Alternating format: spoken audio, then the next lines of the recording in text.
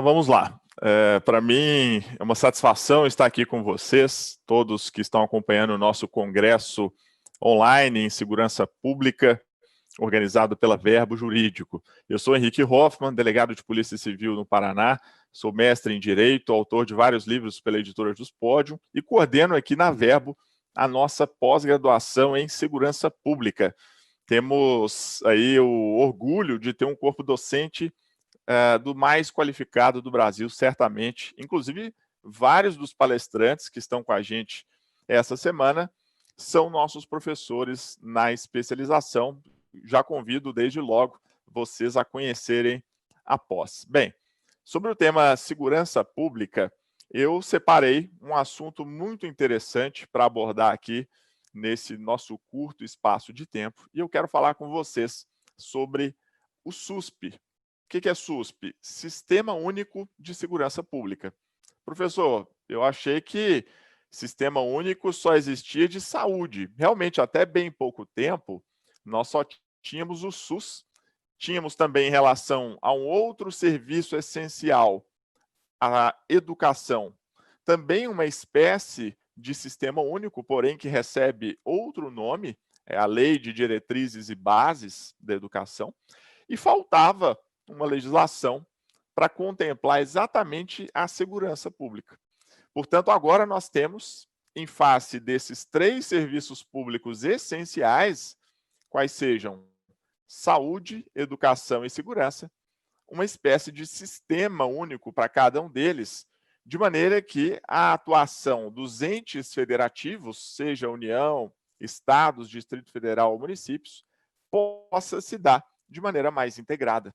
Em todos esses serviços, nós temos a atuação concomitante de mais de um ente federado. Daí o interesse de se estabelecer um mecanismo chamado de sistema único que possa promover uma maior integração na atuação como um todo em nível nacional. Tá certo? A lei, então, do SUSP, Sistema Único de Segurança Pública, tome nota aí, é a Lei 13.675, de 2018. A Lei 13.675, ela foi regulamentada já por decretos. O principal é o Decreto 9489, também de 2018. É a regulamentação, então, do SUSP. Antes de a gente entrar nos detalhes do que é o Sistema Único de Segurança Pública, vale a pena rememorar, ainda que brevemente, que a segurança pública é tratada na Constituição lá no artigo 144. Certamente você já conhece o dispositivo que traz a afirmação de que a segurança pública, além de um dever do Estado, é direito do cidadão. E mais do que isso, é uma responsabilidade de todos. Ao contemplar a segurança pública como uma importante função estatal, o 144 elencou os órgãos policiais. Você encontra lá nos incisos a Polícia Federal, a PRF, a Polícia Militar, a Polícia Civil, enfim, todos esses órgãos como polícias propriamente ditas. Agora, nós temos outros órgãos que também atuam no âmbito da segurança pública, porém não estão expressamente indicados no texto constitucional. E a lei do SUSP veio lembrar desses outros importantes órgãos, no sentido de que eles, mesmo não sendo polícias em sentido estrito, desempenham tarefas relevantes no contexto da segurança. Vale a pena lembrar também que, quando se fala em segurança pública, conceitualmente, nós estamos abrangendo, grosso modo, duas importantes tarefas. Tanto a missão preventiva, de evitar o cometimento de infrações penais. Essa missão fica a cargo da polícia administrativa, também chamada de polícia ostensiva, porque é aquela que está apresentada de maneira visível nas vias públicas, por meio de policiais fardados ou uniformizados. E, de outro lado, temos como componente da segurança pública a tarefa de repressão das infrações penais. Repressão no âmbito policial de segurança pública feita especialmente pela investigação criminal. Quem faz a apuração de infrações penais é exatamente as polícias judiciárias, Polícia Federal e Polícia Civil. Temos, então, esses dois flancos de atuação na segurança pública, lembrados no texto constitucional e também aqui na lei do SUSP, como a gente vai começar a ver a partir de agora. Tá bom? É interessante, então, perceber que a própria Constituição já trouxe a configuração de como é que o sistema de segurança pública deve funcionar no Brasil. Porém, devido a uma limitação lógica e até de espaço, não há como a Constituição esgotar o tratamento da matéria. Ela traz as diretrizes superiores, porém deixando para o legislador ordinário, como foi o caso com a Lei 13.675, trazer uma disciplina mais minuciosa, porém sem ferir aquelas balizas estampadas na Constituição. Em outras palavras, significa dizer que o legislador ordinário, ele até pode inovar no tratamento da matéria, desde que não vá contra os ideais colocados pelo constituinte ordinário. No exemplo prático, se a Constituição diz que as polícias administrativas são a PM, PRF, as próprias guardas municipais, que, de outro lado, as polícias investigativas são a Polícia Federal, a Polícia Civil. Não pode a legislação federal simplesmente ir contra o que foi colocado na Constituição e dizer que, a partir de agora, por exemplo, a Polícia Militar pode investigar crimes comuns, sabendo que na Constituição a única autorização de investigação da PM é para crimes militares. Esse respeito à Constituição deve sempre ser observado. É a lei do SUSP que deve obediência à Constituição e não o contrário.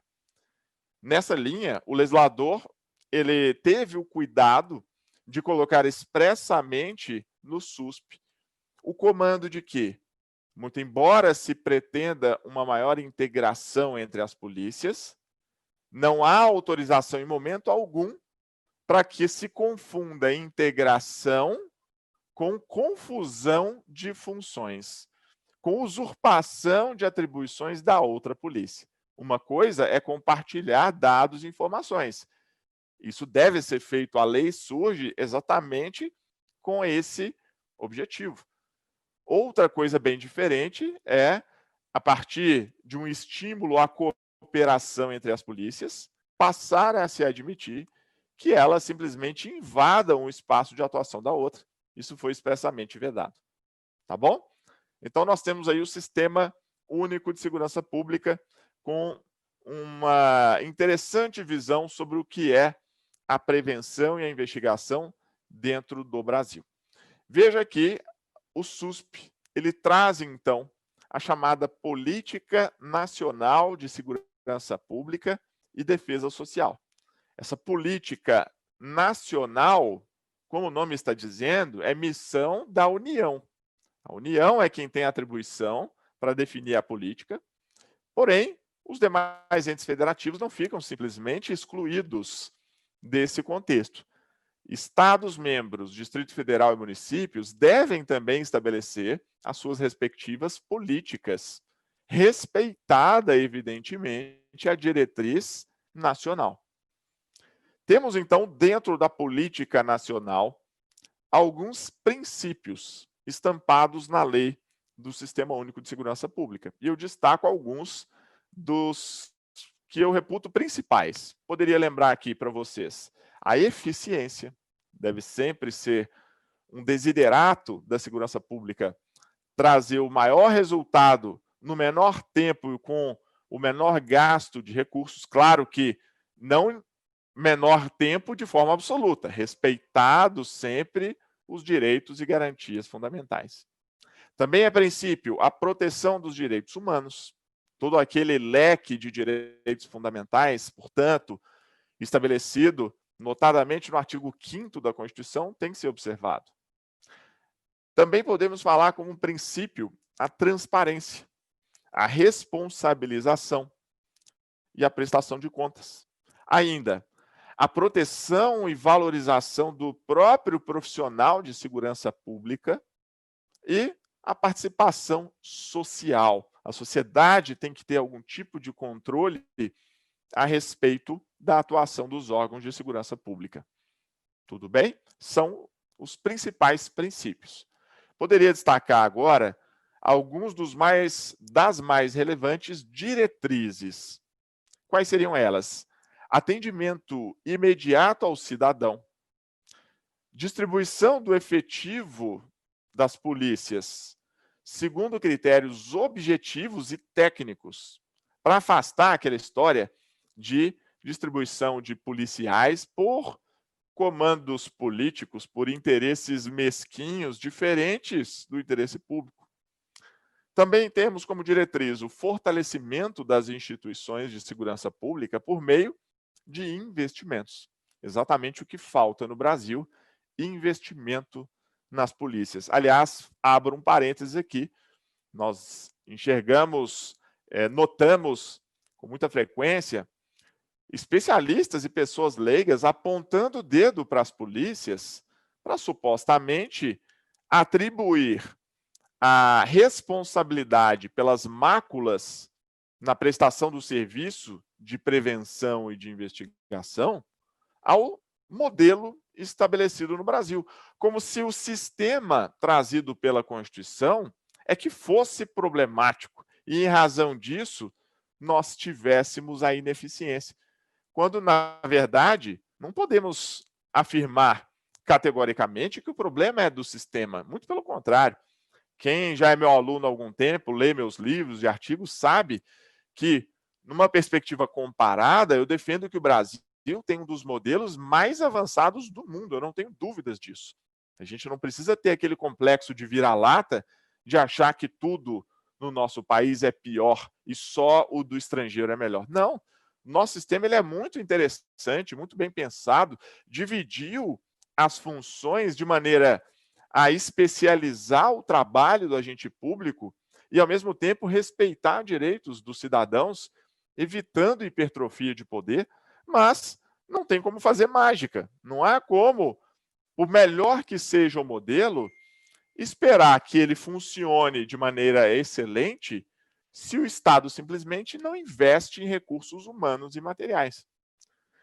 Mutatis mutandis seria o mesmo que dizer que a lei do Estatuto da Criança e do Adolescente, ou mesmo o Código de Defesa do Consumidor, que são leis avançadas na proteção ao consumidor e às crianças e adolescentes, fossem leis atrasadas, pelo fato de você constatar na prática que há desrespeito reiterado a direitos de consumidores e a direitos de crianças e adolescentes no Brasil. Na verdade, esse desrespeito, essa ineficácia dos sistemas também de proteção ao consumidor e proteção aos adolescentes e crianças não decorre do modelo adotado pelo Brasil, e sim da falta de estrutura e fiscalização.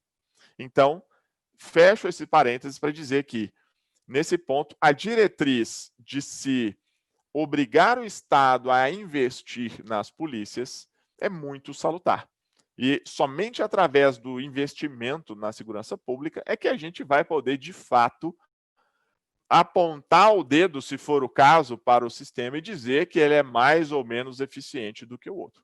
Mas enquanto nós estivermos trabalhando com polícias sucateadas, não há como você simplesmente pretender atribuir a esses organismos policiais a responsabilidade por qualquer mácula na prestação do serviço. Prosseguindo, nós temos ainda como diretrizes importantes o planejamento estratégico, algo que historicamente não era feito no Brasil, simplesmente cada governo que entrava mudava por completo a gestão da segurança pública. A lei do SUSP agora quer um planejamento para além de um simples mandato, quer a atuação integrada também, essa é uma diretriz, e o compartilhamento de informações também pode ser estampado aí como uma diretriz. Agora, como os mais relevantes objetivos, veja que nós já falamos de princípios Mencionamos diretrizes e agora estamos nos objetivos. Como principais objetivos, temos a promoção da participação social. A sociedade tem que dar a sua opinião e ajudar a fiscalizar. O estabelecimento de mecanismos de monitoramento das atividades de segurança. A promoção da interoperabilidade dos sistemas das polícias. A estimulação de produção de conhecimento. Veja que o nosso Congresso ajudando a cumprir um objetivo do Sistema Único de Segurança Pública. Nós estamos aqui exatamente produzindo e disseminando conhecimento no âmbito da segurança pública. E, por fim, estimulação para se criar mecanismos de proteção dos agentes de segurança pública.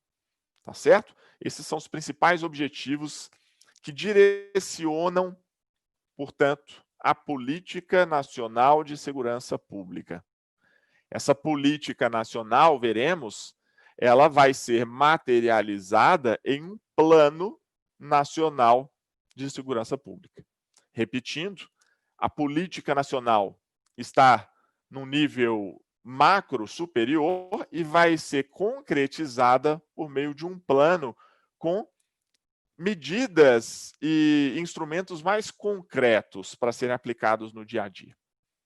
Bem, como instrumentos para implementar a Política Nacional de Segurança Pública, além do Plano Nacional de Segurança Pública, nós podemos falar ainda do Sistema Nacional de Acompanhamento de Políticas de Segurança Pública, do Sistema Nacional de Informações de Segurança Pública, que abrange também informações prisionais, de armas e munições, de material genético, digitais e drogas. É o conhecido Cinesp, ele abrange, então, todas essas informações. Temos ainda como instrumento para implementar a política nacional o Sistema Integrado de Educação e Valorização do Profissional, a Rede Nacional de Altos Estudos em Segurança Pública, o Programa Nacional de Qualidade de Vida para Profissionais da Segurança, o Plano Nacional de Enfrentamento à Violência, no caso, homicídios de jovens, e mecanismos contra a lavagem de capitais. Todos esses são instrumentos de implementação da política nacional. Tranquilo? Bem, professor, me diga aí em breves palavras qual é a finalidade do SUSP, para eu confirmar aqui se a minha percepção está correta. A finalidade do SUSP é realizar o serviço de segurança pública que vimos abrange tanto a prevenção como a repressão da criminalidade, por meio de uma atuação conjunta dos órgãos de segurança pública. Uma atuação integrada, formada por órgãos pertencentes à União, Estados-membros, Distrito Federal e municípios. Essa é a principal finalidade, esse é o desiderato do SUSP. O órgão central do SUSP, sabemos que o SUSP tem uma política nacional que é orientada pela União. O órgão central, portanto, do SUSP vai ser um dos ministérios. Qual ministério tem pertinência temática? Exatamente o Ministério da Justiça e Segurança Pública. Cuidado, se você for analisar a lei, ela vai mencionar o Ministério Extraordinário da Segurança Pública. Na época da edição da lei, o Ministério estava separado. Atualmente, como sabemos, um único ministério contempla as pastas da Justiça e Segurança Pública. Nada impede que o governo volte a separar esses ministérios, como inclusive se ventila atualmente. O Ministério, então, da Justiça e Segurança Pública é o órgão central. A ele incumbe a coordenação do SUSP. Joia. Agora, quem são, de fato, os integrantes do SUSP? Professor, eu lembro você falando no início da palestra que não só as polícias, em sentido estrito, formam o SUSP. Nós teríamos outras instituições. Então, quais são realmente os integrantes do SUSP? Ó, no nível estratégico, que vai se diferenciar do nível operacional, no nível estratégico, a gente tem os entes federados, a saber, União, Estados, Distrito Federal e municípios, e temos também os conselhos de segurança pública. Esses conselhos, na verdade, até já existiam antes mesmo da lei do SUSP, mas agora ganham uma disciplina mais robusta, existem na esfera de todos os entes federados. É dizer, temos Conselho de Segurança Pública no âmbito da União, dos Estados, do Distrito Federal e municípios. São esses os integrantes estratégicos, os próprios entes federados e os conselhos de segurança pública em todos esses níveis. Agora, integrantes operacionais, aí sim estaremos falando das polícias e de órgãos correlatos, que mesmo não sendo polícias num sentido mais técnico, são órgãos que têm atuação, ainda que reflexa na segurança. Estão lá elencados na lei do SUSP como integrantes operacionais. Todas as polícias mencionadas no artigo 144 da Constituição, portanto, Polícia Federal, Polícia Rodoviária Federal, Polícia Civil, Polícia Militar, Corpos de Bombeiros Militares, guardas municipais e os órgãos do sistema penitenciário, que agora se chamam Polícia Penal. Todos esses, e os agentes de trânsito também estão no 144 da Constituição, por força de uma emenda constitucional, e aqui também como integrantes operacionais. Então, todos os órgãos policiais elencados no 144 da Constituição foram lembrados pela lei do SUSP como integrantes operacionais, tá? Muito cuidado. Somente a Polícia Ferroviária Federal, essa é a exceção, que está no 144 da Constituição, mas não foi contemplada na lei do SUSP, por uma razão prática. A Polícia Ferroviária Federal não tem estrutura no Brasil em que pese existir na teoria. Tá joia? Então, só a Polícia Ferroviária Federal ficou de fora. Essa seria uma questão interessante para uma prova, não é? De concurso ou de um outro exame, para verificar se o aluno ele conhece a fundo os integrantes. Bem, além desses órgãos, nós temos ainda como integrantes operacionais os institutos de criminalística, medicina legal e identificação. Portanto, os órgãos periciais. Em alguns estados, eles não estão mais vinculados às polícias civis e acabaram ganhando uma autonomia. Então, os órgãos periciais são também integrantes operacionais, a guarda portuária e as secretarias, seja em âmbito nacional ou em âmbito estadual. Quais secretarias, professor? Secretaria Nacional de Segurança Pública, a SENASP. Secretaria Nacional de Proteção e Defesa Civil. Secretaria Nacional de Políticas sobre Drogas e uma secretaria estadual. Qual? A Secretaria Estadual de Segurança Pública. Todos esses são os órgãos operacionais, os integrantes operacionais do SUSP, portanto. Dúvida: será que os órgãos do sistema socioeducativo são também considerados integrantes do SUSP ou não? Que são órgãos do sistema socioeducativo? Aqueles que cuidam e lidam com adolescentes que praticam atos infracionais e, portanto, permitem a aplicação das medidas socioeducativas, já que todo mundo sabe, o adolescente ele não pratica crime, mas sim ato infracional, e ele não recebe uma pena, mas sim uma medida socioeducativa. Esses órgãos do sistema socioeducativo estão ou não no SUSP? Eles só não estão no SUSP porque tem um sistema próprio, o chamado SINASE, Sistema Nacional de Atendimento Socioeducativo. Tá joia?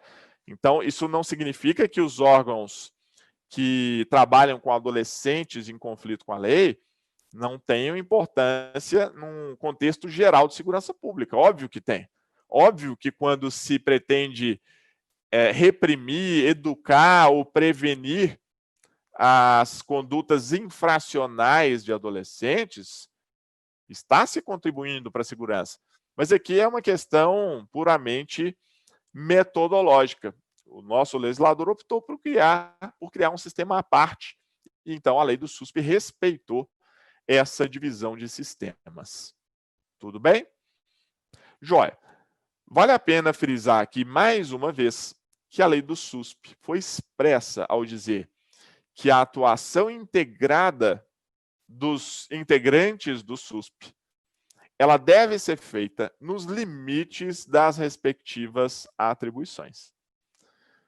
Em outros termos, as polícias devem sim se comunicarem, elas devem integrar a atuação, atuar de maneira conjunta, sempre que possível, porém, sem invadir a esfera de funções do outro órgão, mais do que simplesmente uma burocracia estéril, o respeito à divisão de atribuições que, diga-se mais uma vez, foi estabelecido pelo próprio Constituinte, é um direito do cidadão. O cidadão ele tem a garantia de que o agente público, em nome da legalidade, só pode fazer aquilo que é expressamente autorizado. A conformidade funcional, esse é um outro sinônimo para o princípio da legalidade pública, no âmbito da divisão de funções, indica que cada agente público tem como seus limites de atuação exatamente a expressa dicção do legislador.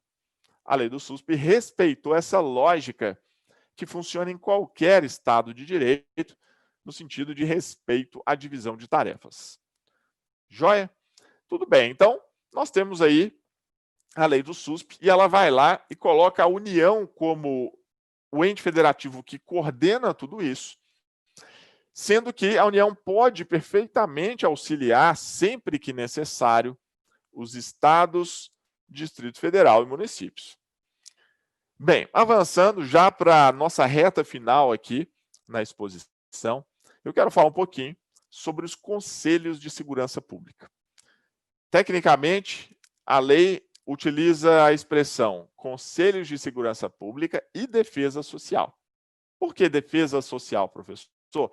Porque aqui nós não temos só a segurança pública em sentido estrito, ou seja, prevenção e repressão de crimes. Nós temos também a atividade da defesa civil, defesa social, feita aí principalmente pelo Corpo de Bombeiros. Então, o nome trazido pela legislação é Conselho de Segurança Pública e Defesa Social. Esses conselhos, como eu já disse, existem em todos os níveis federativos: União, Estados, Distrito Federal e municípios. Será que esses conselhos podem ser considerados também órgãos policiais? Se não for órgão policial, é um órgão hierarquicamente superior à polícia, com poder de fazer a gestão das polícias, com possibilidade de aplicar sanções? Negativo. Os conselhos, como o próprio nome diz, conselho, é um órgão plural, é um órgão colegiado, formado por diversos integrantes, com uma competência, porém, consultiva, uma competência de sugestão de propostas e acompanhamento do trabalho dos órgãos de segurança pública. Não é o conselho um órgão superior hierárquico que vai ditar as diretrizes que as polícias têm que seguir necessariamente, que vai aplicar sanções em face de eventuais desvios. Quem faz a gestão da polícia é a sua chefia superior. Quem faz a aplicação de sanções é a corregedoria. O conselho tem um papel diverso, de consultoria, de recomendar proposições para que a segurança pública seja mais efetiva. Devem esses conselhos, portanto, fazer o acompanhamento dos integrantes operacionais do SUSP. A composição dos conselhos é bem plural, tá? Eu dou aqui alguns exemplos. Nós temos lá representantes de cada integrante operacional do SUSP, de cada uma das polícias e daqueles órgãos auxiliares. Nós temos representante do Judiciário, do Ministério Público, da OAB, da Defensoria Pública, até mesmo de entidades de classe, tá? Daqueles organismos de segurança pública e de entidades representativas da sociedade em geral, cumprindo aquela intenção do SUSP de aumentar a participação popular na esfera da segurança pública.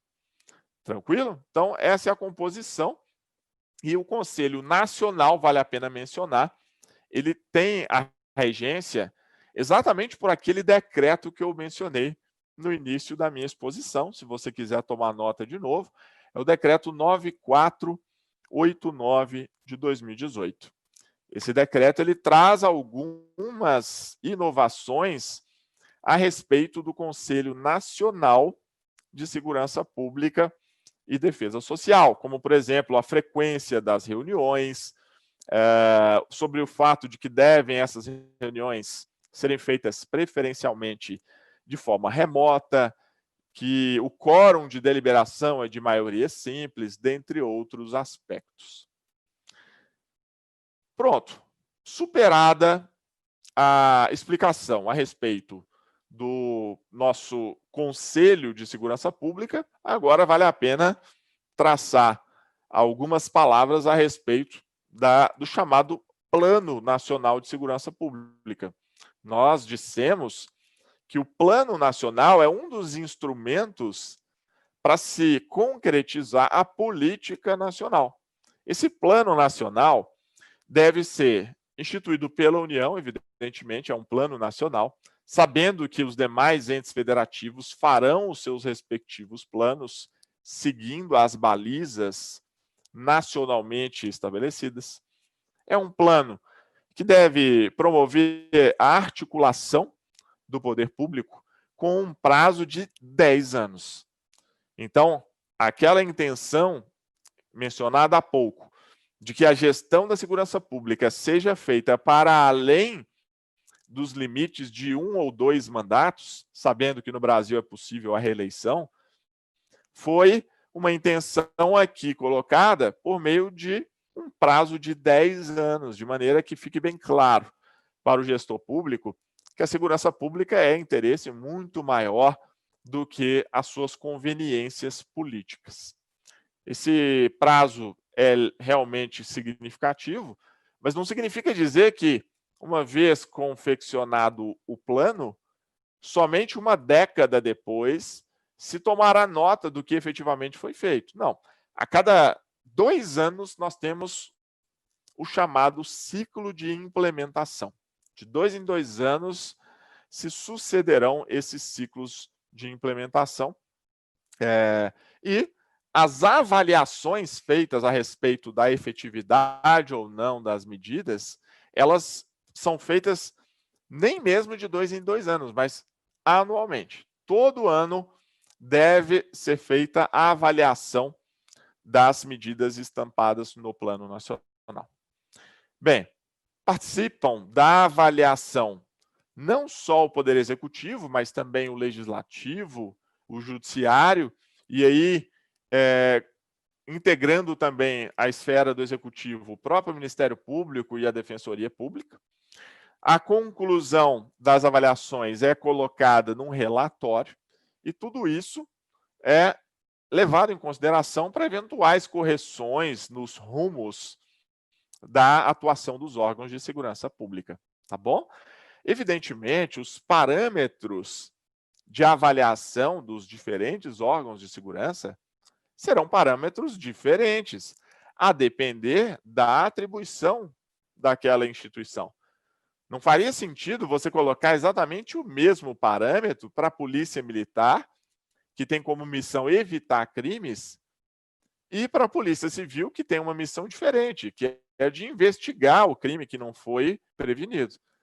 Então, a legislação ela coloca parâmetros diferentes Para as polícias judiciárias que investigam crimes, o parâmetro deve ser o índice de elucidação dos delitos.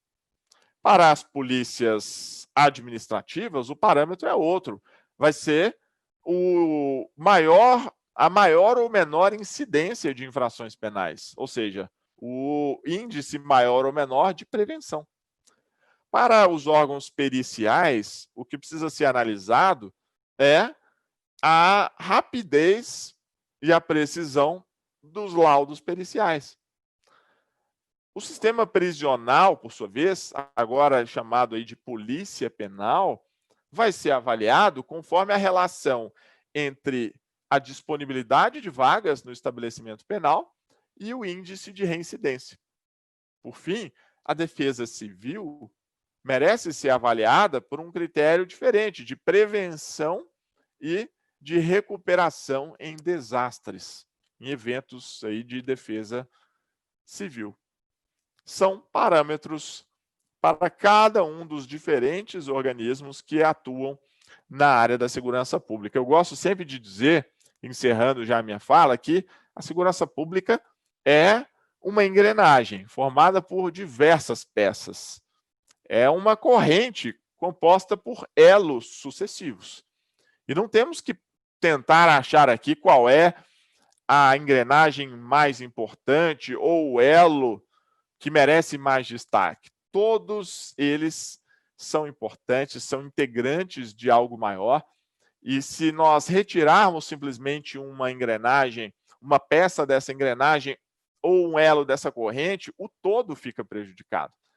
Portanto, não há aqui ranqueamento de quem é mais ou menos importante, e sim o reconhecimento de que todos têm importantes missões a serem desempenhadas na seara da segurança pública. Cada um deve primar pela qualidade da realização daquele desiderato que foi atribuído pela legislação, tanto constitucional como legal. Tudo certo? Sempre me perguntam, aqui já no encerramento da minha fala, sobre indicações de bibliografia, e eu deixo para vocês a indicação da nossa coleção, na editora Juspódio, chamada Coleção Carreiras Policiais. Nós temos lá livros direcionados a esse público da segurança pública, desde livros contendo a própria legislação, como também criminologia. Agora o nosso livro de segurança pública, que está no prelo, também saindo pela editora. Se você se interessar, basta me mandar uma mensagem pelas redes sociais, que eu vou conseguir um cupom de desconto para aqueles que nos acompanharam aqui no Congresso, tá bom? Ao longo da semana. Esse é mais um benefício que a gente pensou para você ao longo dessa semana, para trazer um diferencial, e diferencial é exatamente o que a gente tem, repito, na nossa pós-graduação. Se você não conhece, eu te convido mais uma vez a conhecer o nosso corpo docente extremamente qualificado. O feedback que nós estamos recebendo dos alunos é excepcional, e eu tenho certeza que você vai gostar, seja você um policial, um concurseiro para a área criminal, um advogado, juiz, promotor, ou simplesmente um curioso na área, tá bom? Eu fico à disposição. Para quem quiser entrar em contato comigo, basta acessar as minhas redes sociais ou entrar no site henriquehoffman.com. Se quiser também, pode mandar uma mensagem para a gente pelo site da Verbo Jurídica, a gente vai ter o maior prazer em te atender. E com essas palavras finais, eu fico por aqui e passo a palavra aí para o Maurício e, na sequência, para o nosso outro palestrante, que vai ser o Fábio Roque. Doutor Henrique Hoffman, nós agradecemos a sua participação. Peço desculpas ao senhor, o pessoal que está acompanhando em casa aí. Tivemos um pequeno problema técnico, não é? Então, enfim, eventos ao vivo tem disso, né? Mas aí rapidamente já conseguimos resolver, contornar a situação. Infelizmente, eu não pude apresentar o doutor Henrique Hoffman, fazer a abertura da sua palestra, mas, enfim, né, o senhor é um nome aí que já, enfim, né, não prescinde de maiores apresentações. O pessoal aí de casa, com certeza, o conhece. Mas um ponto importante é que o senhor, doutor Henrique Hoffman e o doutor Fábio Roque, que vem na sequência, são os nossos coordenadores da pós-graduação em segurança pública, né? Então, aí, o pessoal de casa já teve a oportunidade de mais ou menos a entender como funciona, qual é o espírito que permeia esse curso de pós-graduação. E, por oportuno, doutor, até o pessoal de casa aí mandou inúmeros elogios, mandaram várias perguntas ao senhor, e eu já vou tomar a liberdade de apresentar algumas, se o senhor me permite, e Com pedindo certeza. também desculpas para o pessoal que fez os questionamentos anteriores lá para o doutor Nestor Távora, né? Mas em razão desses imprevistos que ocorrem aí não foi possível mesmo. Doutor, olha só que interessante, o Marcelo Contato colocou o seguinte, ele disse que, primeiro ele deu os parabéns pela palestra, realmente, né, que com grande maestria aí nos trouxe esse tema, e ele disse que no que se refere à segurança pública, o senhor não acha que esse assunto foi muito pouco explorado na nossa Constituição, assim como, por exemplo, o meio ambiente? Concordo com essa visão, sim. Eu acredito que o legislador constituinte foi bem tímido no tratamento da matéria, é um assunto tão importante, colocado ali basicamente em um artigo da Constituição, muito embora seja um artigo, claro, fracionado em diversos parágrafos, mas ele poderia, sim, ter ido além. Né? De todo modo, essa disciplina constitucional, como eu disse, ela deve ser sempre complementada com o estudo da legislação, exatamente o que a gente fez aqui na palestra, dissecando o tratamento do sistema de segurança pública, porém, é um assunto que tradicionalmente, especialmente no âmbito jurídico, acabou não recebendo a devida atenção, essa que é a verdade. Tanto é que, dentro do direito processual penal, que é onde eu reputo que a segurança pública se encaixa melhor dentro das disciplinas jurídicas, nós temos aí, nos manuais de processo penal, um conjunto ínfimo de páginas destinadas a trabalhar o tema. É a mudança de paradigma que a gente quer trazer, seja numa pós-graduação específica para isso, seja nos nossos livros, nos nossos artigos publicados. Então, nós temos sim uma disciplina que pode perfeitamente ser aperfeiçoada.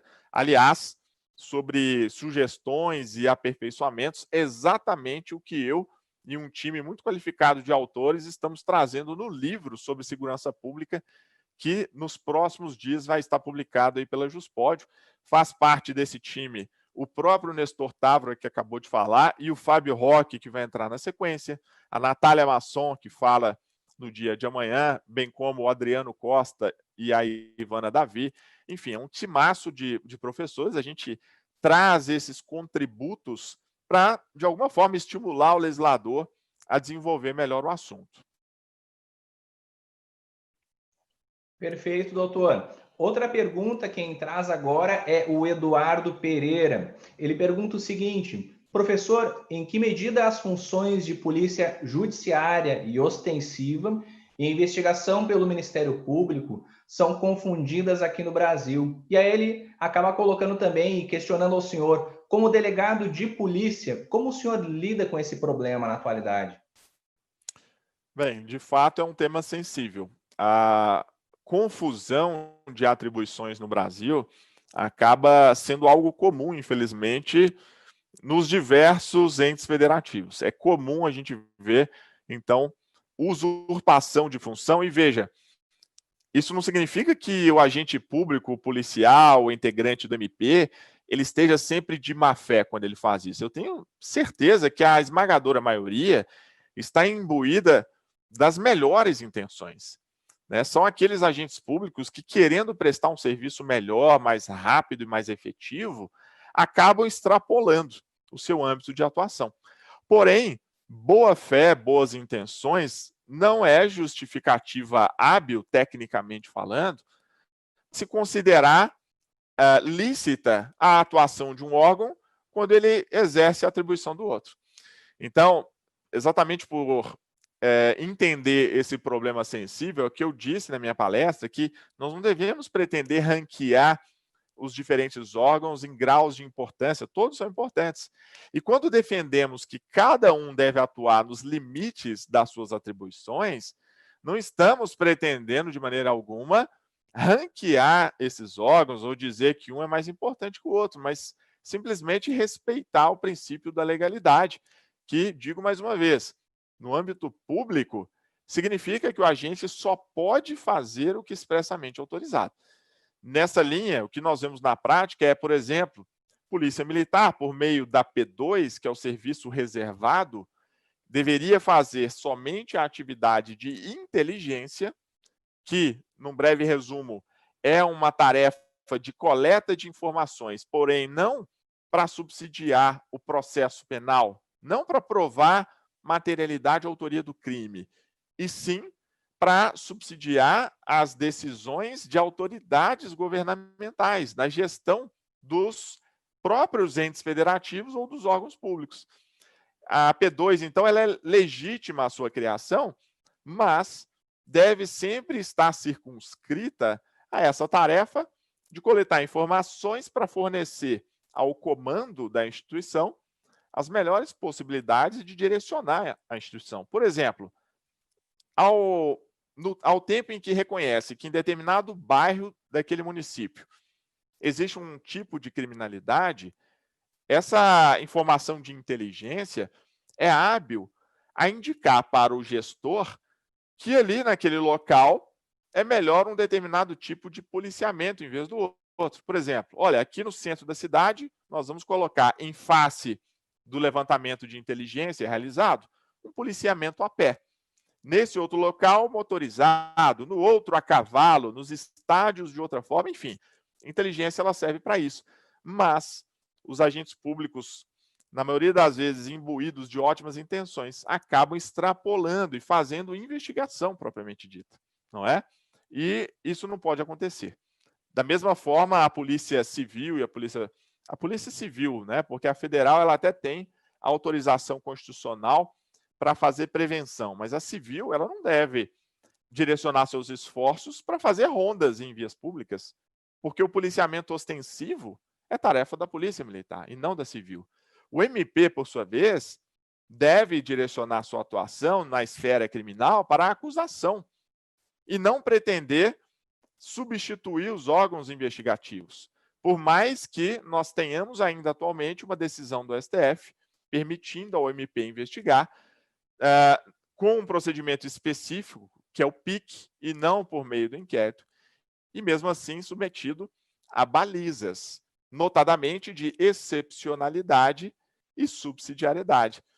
Aqui eu vejo que o abuso é não de investigar, porque, repito, o STF tem ainda a posição que está em rediscussão na Suprema Corte, de que o MP pode investigar, mas sim a extrapolação desses limites que foram colocados pela Suprema Corte, de que a investigação ministerial ela deveria ser sempre excepcional e nunca seletiva conforme critérios de conveniência ou de repercussão midiática, por exemplo.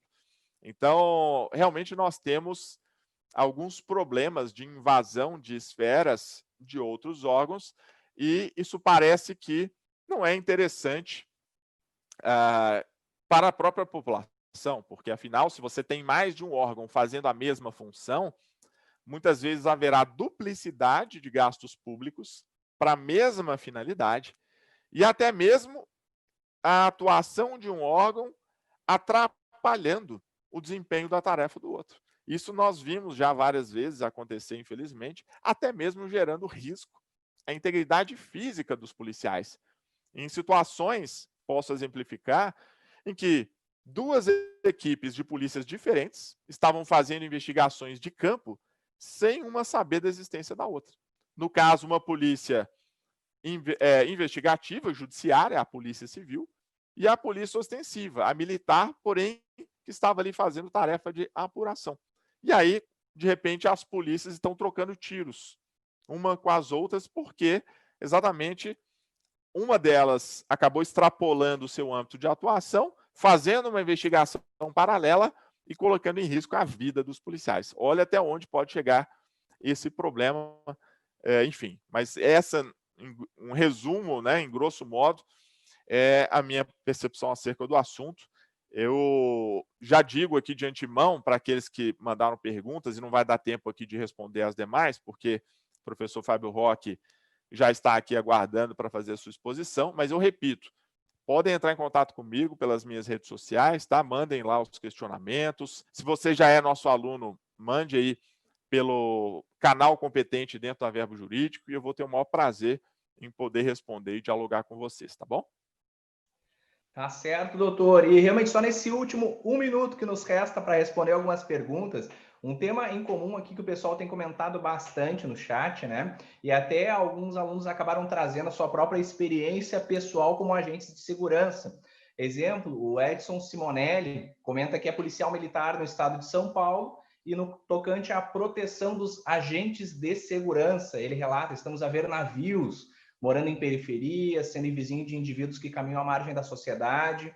A mesma coisa também relata o Newton Souza sobre o que ocorre lá no estado da Bahia. E aí a pergunta que não quer calar, tal aí o que nos traz também o Reinilson Gomes da Silva é: a polícia protege a todos. E quem protege a polícia? Exatamente.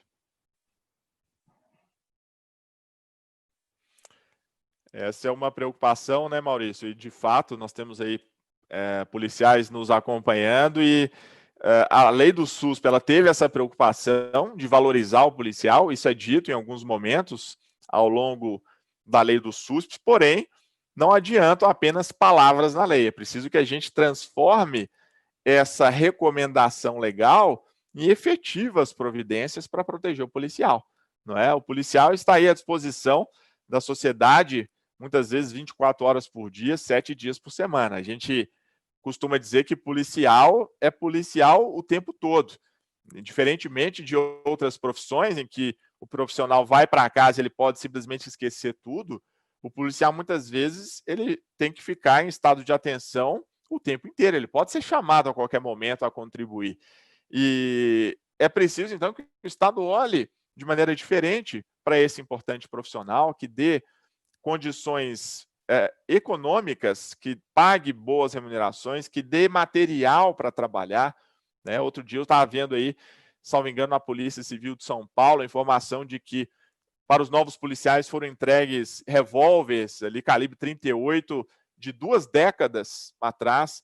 Então, absurdos como esse a gente não dá mais para tolerar. A polícia precisa de investimentos. Ela é um braço importante do Estado, né, para se possibilitar a paz social, e medidas têm que realmente sair do papel. Não adianta mais discurso demagógico, né, de gestores e políticos que acabam não atendendo ao interesse maior, que é o da própria sociedade. É verdade, doutor. Realmente é um estado aí de aflição, não é? Aqueles agentes de segurança, né?